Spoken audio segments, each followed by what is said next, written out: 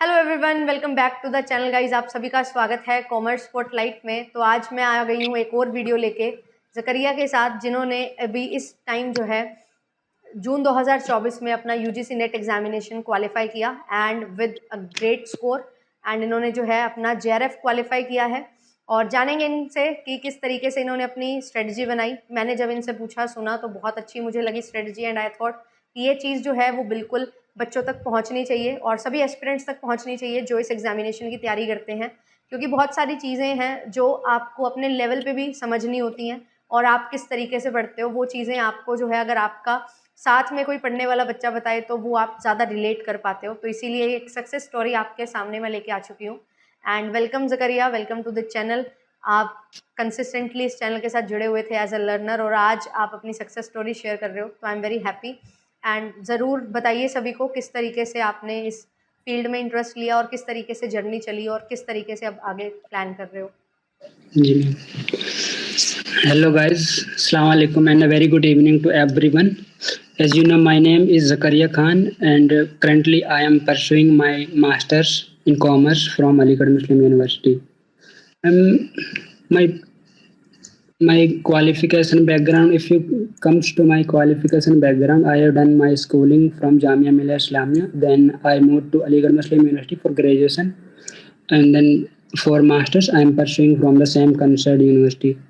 So ma'am मेरी जो strategy थी मैम, वो मैंने अपने हिसाब से प्रेफर किया थी। जो मुझे लग रहा था कि मैम मेरा स्ट्रॉन्ग और वीक पॉइंट क्या है, मैंने मैम उसको देखा था सबसे पहले। तो मुझे लग रहा था मैम स्ट्रॉन्ग पॉइंट मेरा ये है कि जो मेरा कॉमर्स पेपर 2 है, उसका मुझे लग रहा था कि मैम ये थोड़ा सा मेरा स्ट्रॉन्ग है, तो मुझे इस पे काम करूँगा तो मैम वो स्कोर में हेल्प करेगा मैम।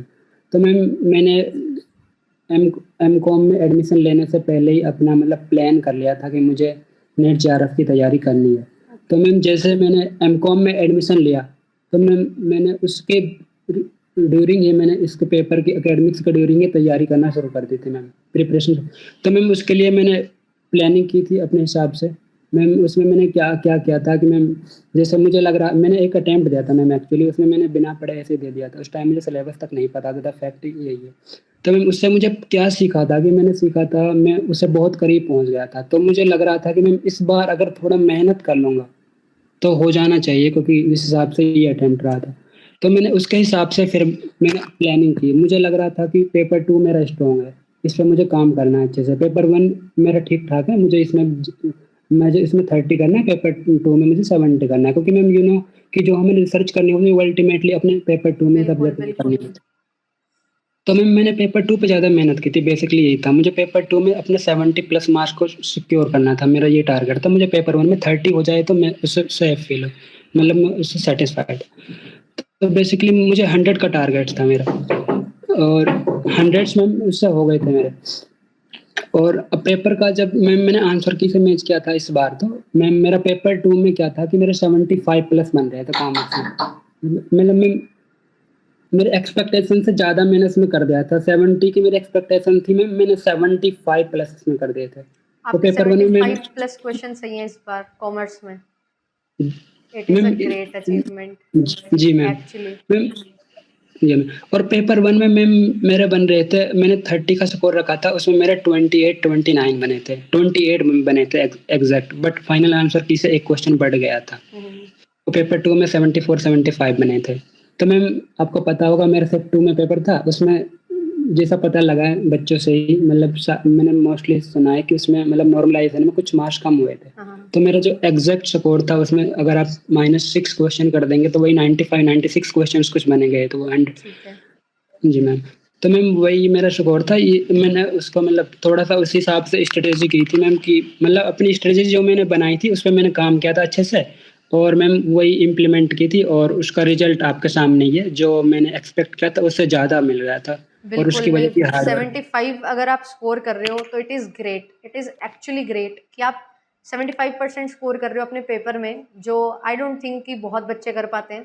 बहुत रेयर बच्चे जाते हैं 70 प्लस और 75 प्लस, और आप उनमें से एक हो। तो इट शोज़ कि आपने अपने सब्जेक्ट पे कितनी मेहनत की हुई है।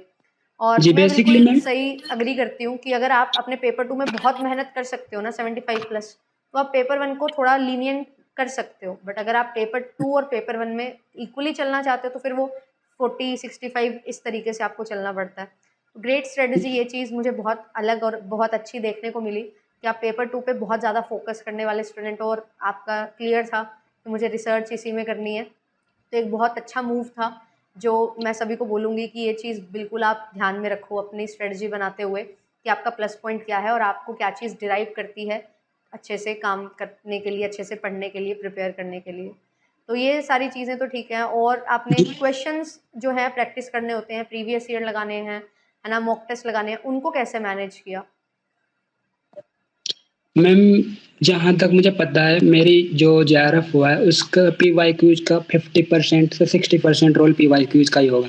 मैम, मैंने पीवाईक्यूज पे बहुत ज़्यादा काम किया था। मैंने पीवाईक्यूज में मैंने मतलब कोई लास्ट ईयर का कोई क्वेश्चन पेपर नहीं रहा होगा जो मैंने सॉल्व नहीं किया था online as a paper mode. Online जैसे पेपर होता है सेम में, तो मैम उससे क्या होता है, आप पीवाईक्यू सॉल्व करते हैं, उससे आपका टाइम मैनेजमेंट हो जाता है। मैम, आपको मतलब क्वेश्चन दो आपका क्वेश्चन में आपका जो पेपर होता है उसका आपने मतलब स्क्रीनिंग मतलब उसका आपकी प्रिपरेशन पहले हो जाती है। आपकी मतलब किस पोर्शन पे कितना टाइम दे रहे हैं, किस पोर्शन पे कितना टाइम दे रहे हैं, कि आपने पहले डीआई करनी है पेपर 1 के लिए या फिर आपने पैसेज वगैरह पहले करना है। बेसिकली पीवाईक्यूज का सबसे बड़ा मेन रोल तो ये, उससे आपका टाइम मैनेजमेंट होता है। दूसरी बात, उससे आपको पता लग जाता है कि आप कितने पानी में कितने उसमें हैं। अब आपका स्कोर उस हिसाब से आपको मतलब पता लगता रहा है तो कंटिन्यू कि आप कितने सही कर रहे हैं। तो मैम, जब मैं पीवाईक्यूज वगैरह लगाता था तो उसमें वही कि पेपर जो 2 था उसमें मेरे 60 से मतलब मार्क्स 60 क्वेश्चन से 100 में से मतलब कभी कम जाते ही नहीं थे। तो मैं जितना ट्राई करता था कि मुझे मतलब 70 के करीब पहुंच जाऊं, मैं 68 67। द फैक्ट इज दैट कि मॉक टेस्ट में मेरे कभी 70 नहीं बने थे। बट अच्छा। वही अल्हम्दुलिल्लाह कि मैंने एग्जैक्ट पेपर में जो रियल पेपर था उसमें 75 कर दिए थे मैम।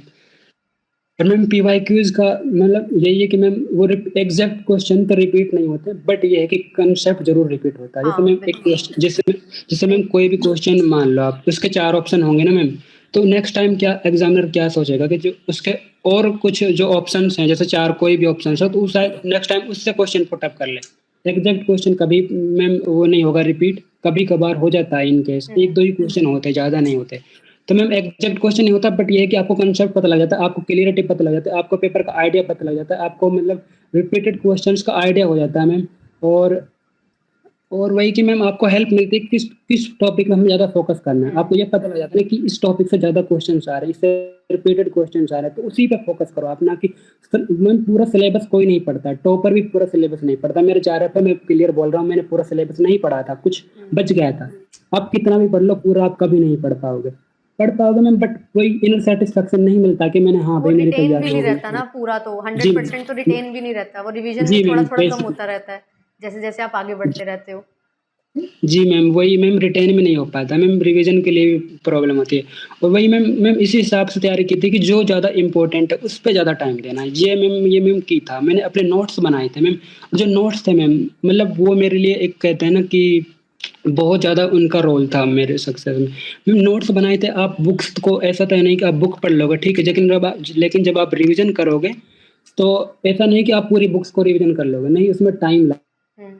लगता है। आप अपने नोट्स बनाए, अपने नोट्स बनाओ, उसमें बुलेट पॉइंट्स डालो, फिर जब रिवीजन करोगे तो आपके वो बहुत हेल्पफुल होंगे। ये मेरे मैं अपने सही बताऊं तो इसमें मेरे लिए बहुत हेल्पफुल था नोट्स बनाना। मैंने सारे सब्जेक्ट्स नोट बनाए थे, इवन पेपर 1 के मैंने नोट्स बनाए थे। आपके लिए सही बताऊं तो मैंने पेपर 1 के इतने नोट्स बनाए थे, मेरी जो बुक थी, एक रजिस्टर था मेरा, उसमें 300 पेज थे। मुझे लगा उसमें मैं वो सारा भर गया था मैम, 300 पेज मैम, वो सारा फुल हो गया था मैम। पेपर 1 के नोट्स थे, पेपर 2 में मैंने सारे सब्जेक्ट में अलग अलग अलग नोटबुक बनाई थी, फिर उसमें नोट्स मतलब बनाए 10 थे। यूनिट के लिए 10 नोटबुक्स बनाई पेपर 2 में, जी एंड जी पेपर 1 में 300 पेजेस में अपने सारे नोट्स सम अप किए आपने। तो मतलब जी बहुत डिटेल नोट्स आपने बनाए हैं और बहुत बढ़िया नोट्स बनाए हैं, ज़्यादा डिटेल भी नहीं, मतलब शॉर्ट भी हैं और कन्फाइंड नोट्स बनाए बेसिकली आपने, कि जो आपको जी अल्टीमेटली लॉन्ग टर्म के लिए बेनिफिट दें। तो बहुत अच्छे, बहुत स्मार्टली आपने चीज़ों को लेके चला और बहुत बढ़िया तरीके से स्ट्रेटजाइज करके, और स्ट्रेटजी जी बहुत ज़्यादा इंपॉर्टेंट होती है, वही आपको अलग बनाती है आई फील।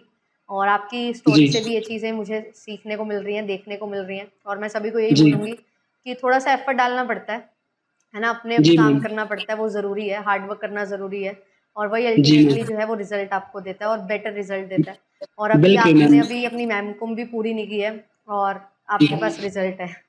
तो इट इज़ जी अ मैम। गुड मूव कि आपने पहले से सोच लिया था और वो कर लिया है। अब आपके पास प्रॉपर टाइम है कि आप एमकॉम फिनिश करो, इतना रिसर्च पे रिसर्च करो, रिसर्च कैसे करनी है, क्या करनी है, क्या टॉपिक हैं, बहुत सारी चीज़ें आपको हेल्प करती हैं। वही है ना, जब आप अर्ली स्टार्ट करते हो तो आप अर्ली सक्सीड करते हो, तो वो जी बहुत मैम। अच्छी जी चीज़ है। तो बहुत बढ़िया लगा आपसे मिलके बात करके। एंड लास्टली मैं आपसे ये बोलूँगी कि अगर यूजीसी नेट को डिफाइन करना है तो आप क्या बताओगे कि क्या है आज के टाइम पे यूजीसी नेट एग्जामिनेशन? मैम, अगर हम एग्ज़ाम का पर्सपेक्टिव से देखें तो आपको एग्ज़ाम्स के लिए ना आप मतलब तो थोड़ा आपको मल्टी डायमेंशनल और मैम आपको थोड़ा ना उसके लिए मतलब सिचुएशंस के हिसाब से चलना पड़ता है मैम। ऐसा नहीं कि जैसे आपने लास्ट ईयर का पेपर देख लिया, उससे जो नेक्स्ट पेपर होगा वो ऐसा नहीं कि मतलब उसमें बहुत ज़्यादा आपको चेंज मिलेंगे, बहुत ज़्यादा। सेम तो बिल्कुल नहीं होगा। तो आपको सिचुएशंस के हिसाब से चलना है, उसके हिसाब से हैंडल करना है। पेपर कभी भी मतलब जैसे लास्ट ईयर दिसंबर का जो पेपर था वो बहुत अलग था इस बार के पेपर से। तो मैम यही कि मैम ये लोग मतलब ऐसा नहीं कि जो आपके पीवाईक्यूज हैं उससे डायरेक्ट क्वेश्चन उठा लेंगे। मतलब एनटीए की मतलब हर बोल अलग है, फर्स्ट जी बोल, मैम। सेकंड बोल, थर्ड बोल, सब हर ईयर में कुछ ना कुछ अलग लेके आ रहा है एनटीए। मैम वही हम कह सकते हैं, अगर वन वर्ड में कहे तो अनप्रेडिक्टेबल कह सकते हैं मैम। अनप्रेडिक्टेबल, यस अनप्रेडिक्टेबल कह एग्जैक्टली। सकते हैं मैम। जैसे इस बार आंसर की थी मैम 95 पे जेआरएफ नहीं हुआ था, बताइए मैम। इस बार जिस हिसाब से आंसर की थी, तो मैम बिल्कुल। वही हम कह सकते हैं कि मतलब एंटी एग्जामिनेशन अनप्रेडिक्टेबल है। आपको क्या करना है, आपको सिर्फ पढ़ाई करनी है अपने हिसाब से। आप अनप्रेडिक्टेबल मत देखिए, आप मेहनत करिए। अनप्रेडिक्टेबल अनप्रेडिक्टेबल जो होगा वो सबके लिए होगा, सिर्फ एक के लिए नहीं होगा। तो मैम बेसिकली की पॉइंट यही है कि हार्ड वर्क करिए और हार्ड वर्क विद प्लानिंग। ऐसा नहीं कि आप कुछ भी पढ़े जा रहे हैं। आपको पहले प्रीवियस ईयर क्वेश्चन पेपर्स को एनालाइज करना है, उसके हिसाब से आपको देखना है कि कौन सा सबसे ज़्यादा मतलब टॉपिक रिपीटेड है, उस पे आपको सबसे ज़्यादा काम करना है, जो कि मेरे लिए बहुत मेन रहा था। तो मैम यही मैंने किया था मैम, इसके लिए तो वही चलो बहुत बढ़िया। अब जिस पे आगे काम का था। क्या प्लान है? एमकॉम करने के बाद असिस्टेंट प्रोफेसर आगे का बनने का प्लान है या रिसर्च में जाने का प्लान है? आगे का मैम यही प्लान है कि अभी तो मैम जैसे एमकॉम चल रही है, इसका लास्ट टाइम बचा है। तो मैम वही कि जैसे अभी जेआरएफ हो गया तो मैम बेसिकली पीएचडी के लिए लेना है वैसे तो मैम। अगर हाँ मैम जैसे कोई भी अब तो बेसिकली मास्टर्स के साथ अगर आपके पास नेट हो तो आप असिस्टेंट प्रोफेसर की पोस्ट के लिए एलिजिबल हो जाता है, जहाँ तक मुझे पता है। तो मैम अगर कोई मतलब कहीं भी वैकेंसीज वगैरह आएंगे तो बेसिकली उसके लिए ज़रूर अप्लाई करूँगा मैम, और ट्राई भी करूँगा मतलब कि अगर हो जाए तो।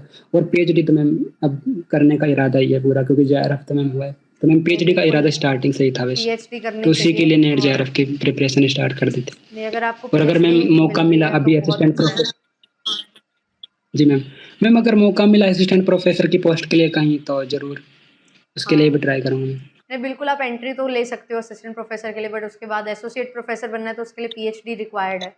और जी पीएचडी मैम। करना जी मैम। अल्टीमेटली इम्पोर्टेंट तो है ही है। और पीएचडी जी करो, मैम। आपके पास जेआरएफ है, एंड फिर असिस्टेंट जी प्रोफेसर की जॉब के लिए फाइट करो।